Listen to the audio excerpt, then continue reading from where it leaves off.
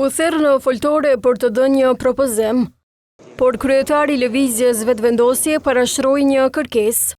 Kërkojmë kohë shtesë që t'u japim shans bisedimeve politike. Koha shtesë për arritje të një marrëveshje për president u bë shkas që seanca për konstituimin e kuvendit të ndërpritet me vendim të kryesuesit të kuvendit. Obligohem që të ndërpres seancën. Ky veprim po cilësohet si taktike e habitshme nga partia e cila e ka shumicën e deputetëve në kuvend. Pohimi se i duhet kohë shtesë për të përcaktuar, për të marrë vesh me këtë rast me LDK-n, presidentin nuk qëndron sepse ka edhe 2 muaj pas momentit të konstituimit të parlamentit.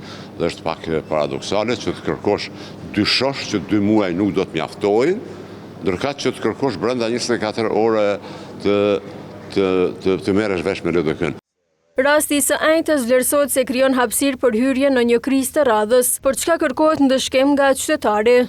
Ne mund të futemi duke afajsuar njëri tjetrin, subjektet politike pozit-opozit, në një krizë tjetër ciklike, cila nuk mund të ketë fund dhe siç po shifet nga këta njerëz të papërgjegjshëm edhe nuk duket ta ketë fundin e saj, që është përsëri e papranueshme dhe që do duhej definitivisht qytetari ta ketë parasysh këtë dhe të sillet meritorisht, pra ashtu siç e meritojnë kjo klasë politike, e kjo do të thotë faktikisht ndëshkimi i tyre. Kërkesa për kohë shtesë nuk u pret mirë as nga partitë opozitare, të cilat e vlerësuan si papërgjegjshmëri.